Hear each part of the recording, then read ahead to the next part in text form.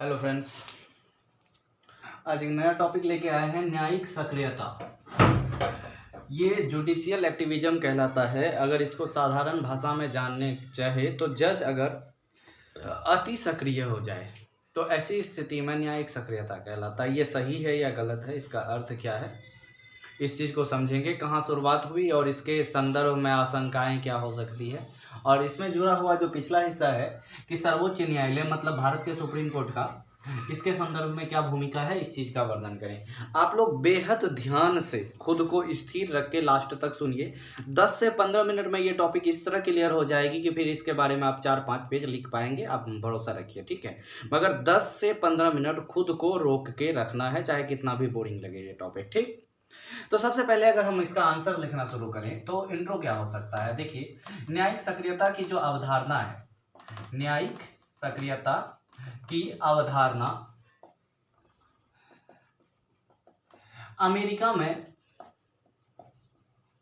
उत्पन्न हुई और वहीं पर विकसित हुई। तो न्यायिक सक्रियता की अवधारणा कहां पर, अमेरिका में उत्पन्न हुई और वहीं पर विकसित हुई। भारत में इसकी अवधारणा जो है, भारत में 1970 के दशक में इसकी नींव रखी गई और इसके नींव रखने वाले न्यायाधीश पी.एन. भगवती को माना जाता है।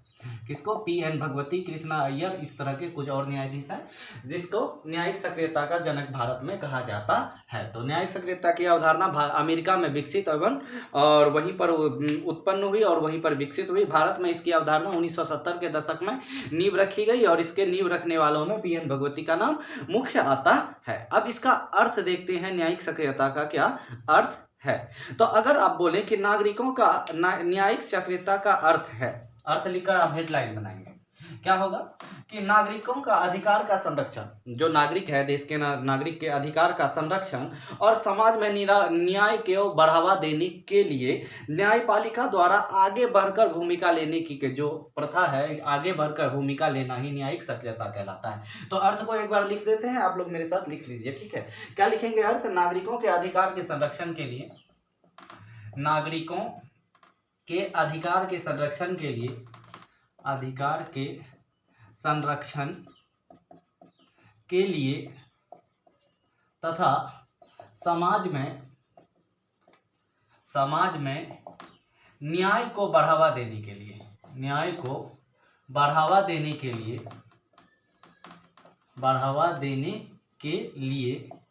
न्यायपालिका द्वारा, किसके द्वारा? न्यायपालिका द्वारा आगे बढ़कर खुद से आगे बढ़कर, ठीक है, आगे बढ़कर अपनी भूमिका अदा करना, अपनी भूमिका निभाना न्यायिक सक्रियता कहलाता है। निभाना न्यायिक सक्रियता कहलाता है। देखो क्या है इसका सीधा सा अगर आपके दिमाग में बैठाना चाहे कि ये है क्या, एक शब्द में, एक लाइन में, तो आप ऐसे समझिए कि जब कार्यपालिका और विधायिका क्या हो जाए, स्थूल पड़ जाए, सही से काम नहीं कर पा रहा। जैसे विधायिका का काम है कि आवश्यकता के अनुसार नए नए कानून बनाना और कार्यपालिका का काम है उसको एग्जीक्यूट करना, कानून को लागू करना। लेकिन परिस्थिति ऐसी बन जाए कि कार्यपालिका और न्यायपालिका में जो है गतिशीलता की कमी आ जाए, तो ऐसी स्थिति में क्या करेगा, न्यायपालिका उसके अधिकार पर हस्तक्षेप करके स्वयं कानून बनाएगा और उसको लागू करवाएगा या लागू करने के लिए कार्यपालिका न्यायपालिका को बाध्य करेगा। तो ऐसी स्थिति में मतलब न्यायपालिका कार्यपालिका को बाध्य करेगा, ऐसी स्थिति को क्या कहेंगे? न्यायिक सक्रियता। मतलब साधारण शब्दों में क्या समझे कि जब विधायिका और कार्यपालिका अपने कार्य को अच्छे तरीके से निर्वहन नहीं करती है तो ऐसी स्थिति में न्यायपालिका को, कोर्ट को आगे आकर अपनी भूमिका अदा करनी पड़ती है। ऐसी स्थिति में क्या कहलाता है? यही स्थिति न्यायिक सक्रियता कहलाता है। तो मोटा मोटा बन गया दिमाग में आंकड़ा क्या है न्यायिक सक्रियता। तो न्यायिक सक्रियता का मतलब है नागरिकों का अधिकार का संरक्षण और समाज में न्याय को बढ़ावा देने के लिए न्यायपालिका द्वारा जब आगे बढ़कर अपनी भूमिका निभानी पड़ती है तो ये क्या कहलाता है? न्यायिक सक्रियता कहलाता है, ठीक। अब ये देखिए, इसे न्यायिक गतिशीलता भी कहते हैं। न्यायिक सक्रियता को क्या कहते हैं? न्यायिक गतिशीलता भी कहते हैं। और यह न्यायिक संयम का बिल्कुल विपरीत है।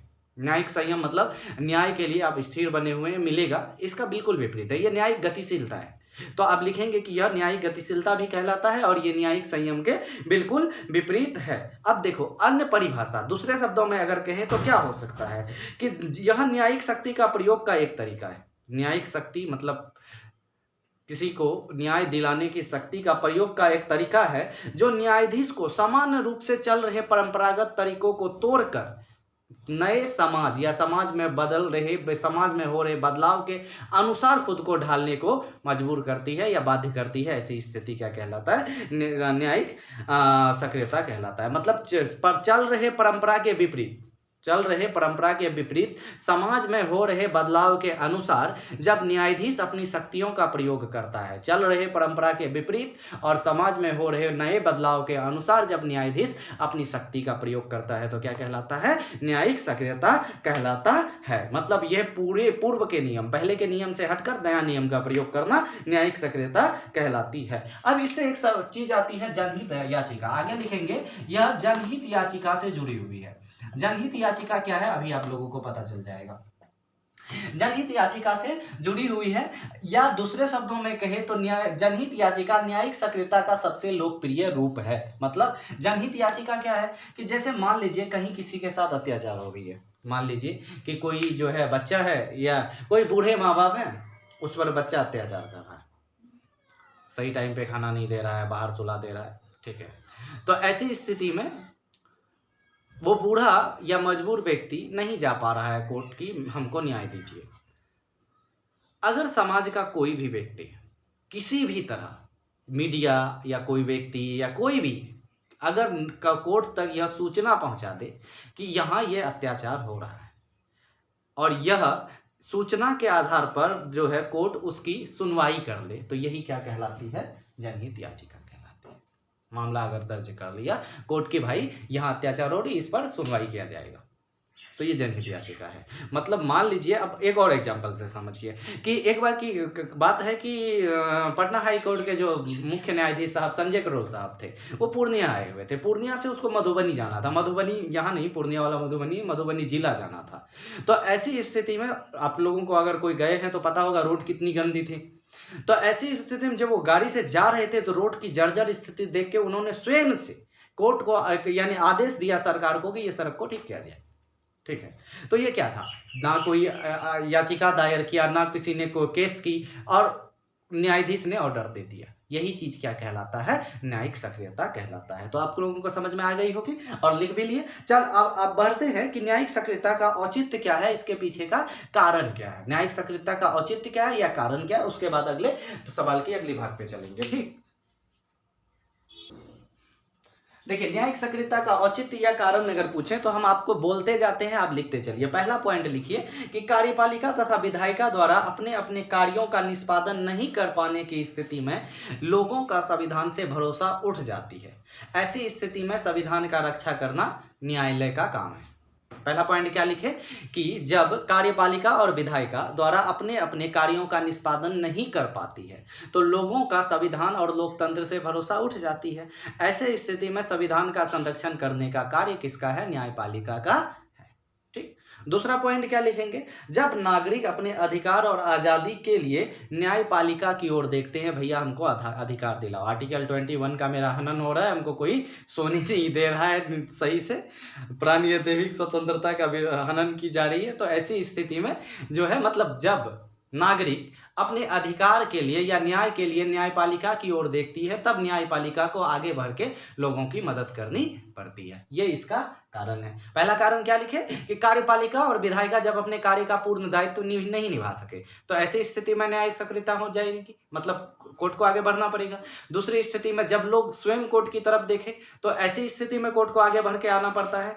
और तीसरा पॉइंट लिखिए कि ये न्यायिक उत्साह का भी कारण बन सकता है। न्यायिक उत्साह का क्या मतलब है? तीसरा पॉइंट, न्यायिक उत्साह अर्थात न्यायाधीश बदलते समय में समाज सुधार का भागीदार बनना चाहते हैं। अब समाज में सुधार हो रही है, समय बदल रहा है, ठीक है। पहले अत्याचार होता था, बच्चों को माँ बाप अपनी संपत्ति समझते थे, तो इस चीज में अब बदलाव हो रही है, ठीक है। तो न्यायिक उत्साह अर्थात न्यायाधीश बदलते समय के समाज सुधार में भागीदार बनना चाहते हैं, ठीक है, ये कारण है। अगला, संविधान के कुछ ऐसे प्रावधान है। तीसरा पॉइंट क्या लिखेंगे? चौथा पॉइंट, संविधान में कुछ ऐसे प्रावधान है जिसमें न्यायाधीश को कानून बनाने का क्या है? गुंजाइश है। अब आप लोगों के लिए सवाल छोड़े जाते हैं कि ऐसी कब स्थिति बनी है कि इस कोर्ट को कानून बनाना पड़ा। ऐसे बहुत बार भारत में स्थिति बनी है, आप लोग दिमाग अगर खुला रखे हैं तो सुने होंगे। तो संविधान में कुछ ऐसे प्रावधान है जिसमें न्यायाधीश को ये गुंजाइश है कि वो कानून बना सके। अगला पॉइंट क्या है, अगला जो सबसे बड़ी पॉइंट न्यायिक सक्रियता का, सबसे बड़ा गौर से समझिएगा कि जब किसी दल को पूर्ण बहुमत नहीं मिलती है सरकार में, तब ऐसी स्थिति में दल क्या करते हैं, गठबंधन का सरकार बनाते हैं। समझिए जरा, जब किसी दल को पूर्ण बहुमत नहीं मिलती है तो ऐसी स्थिति में दल क्या करते हैं, गठबंधन का सरकार बनाते हैं।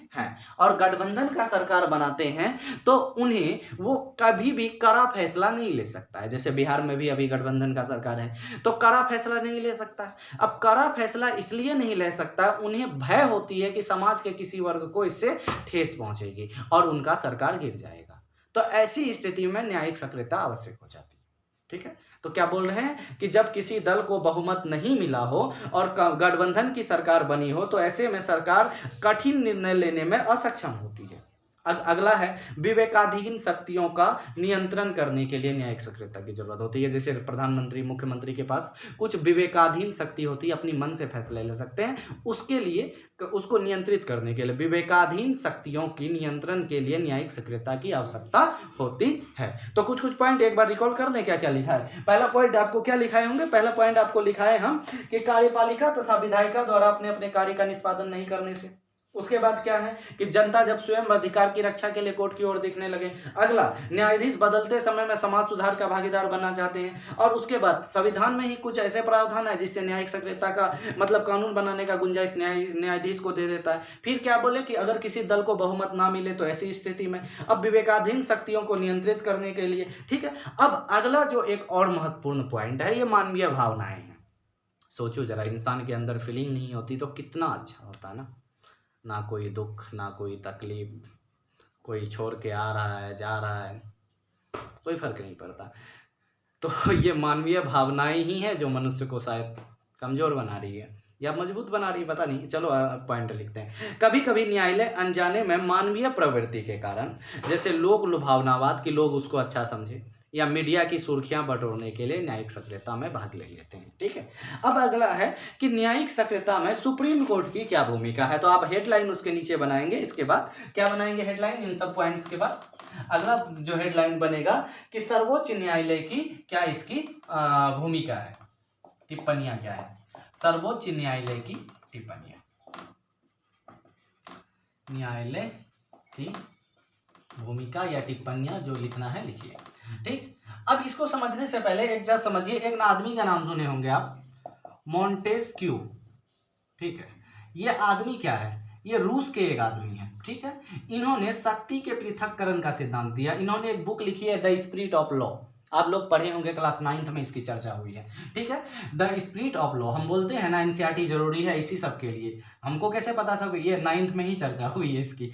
द स्पिरिट ऑफ लॉ नाम का एक बुक है, इसमें इन्होंने एक सिद्धांत दिया है, शक्ति का पृथक्करण का सिद्धांत। समझिए पहले, शक्ति का पृथक्करण का सिद्धांत। ठीक, शक्ति का पृथक्करण का सिद्धांत क्या कहता है कि कार्यपालिका, न्यायपालिका और विधायिका को तीनों अलग अलग काम करनी चाहिए। बस शॉर्ट में ये समझ लीजिए। ठीक है, तो सर्वोच्च न्यायालय ने तो सन 2007 में, आगे लिखेंगे इसमें आप लोग, सन 2007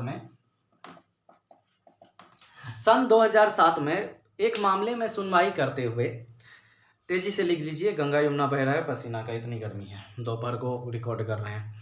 सन 2007 में एक मामले में फैसला सुनाते हुए सर्वोच्च न्यायालय ने न्यायिक संयम की बात की। न्यायिक संयम मतलब जिसका जो काम है भाई वही करो। न्यायिक संयम की बात की, कहा कि न्यायालय को विधायिका एवं कार्यपालिका के कार्य अपने हाथ में नहीं लेना चाहिए। देखिए, सन 2007 में ये फैसला सुनाते हुए सर्वोच्च न्यायालय ने न्यायिक संयम की बात की और कहा कि न्यायालय को विधायिका एवं कार्यपालिका का कार्य अपने हाथ में ना लेना चाहिए। ठीक, न्यायपालिका का कार्य है कि कानून क्या है इसको देखे, कानून बनाना विधायिका का काम है, लागू करना या कार्यपालिका का काम है, उन्हें छोड़ देना चाहिए। इस संदर्भ में सर्वोच्च न्यायालय की संवैधानिक पीठ ने फैसला सुनाते हुए निम्न बातें कही। अब पॉइंट्स लिख लीजिए क्या क्या बातें कही। पहला है, न्यायिक सक्रियता के नाम पर जज अपनी सीमा का उल्लंघन नहीं कर सकता है।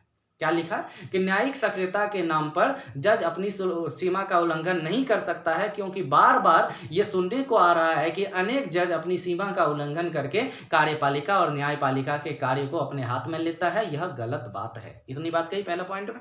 दूसरा पॉइंट क्या कहा, जजों को अपनी सीमा जान लेनी चाहिए कि मेरी क्या लिमिटेशन है, उसे सरकार चलाने की कोशिश नहीं करनी चाहिए। जजों को अपनी सीमा जान लेनी चाहिए और उन्हें सरकार चलाने की कोशिश नहीं करनी चाहिए। शक्ति के पृथक्करण का सिद्धांत का सम्मान करना चाहिए। अगला, यदि विधायिका एवं कार्यपालिका अपने कार्य को पूरा करने में सक्षम नहीं है तो उसे ठीक करने का काम जनता का है। किसका? अगला पॉइंट क्या बोल रहा है, यदि कार्यपालिका और विधायिका कार्य करने में सक्षम नहीं है तो उन्हें ठीक करने का काम जनता का है। जनता उसे अगले चुनाव में हटा देगी। ठीक, यहां तक हो गया आपका न्यायिक सक्रियता। आप इसको आप खुद से कंक्लूड कर लीजिए। चलिए मिलते हैं नेक्स्ट। 2 ही क्लास बचा है आप लोगों का, जिसमें कि एक न्यायिक पुनरावलोकन हो गया और एक राष्ट्रपति के बारे में क्वेश्चन छोड़े हुए हैं, तो उनको हम लोग कर लेंगे। चलिए मिलते हैं नेक्स्ट क्लास में।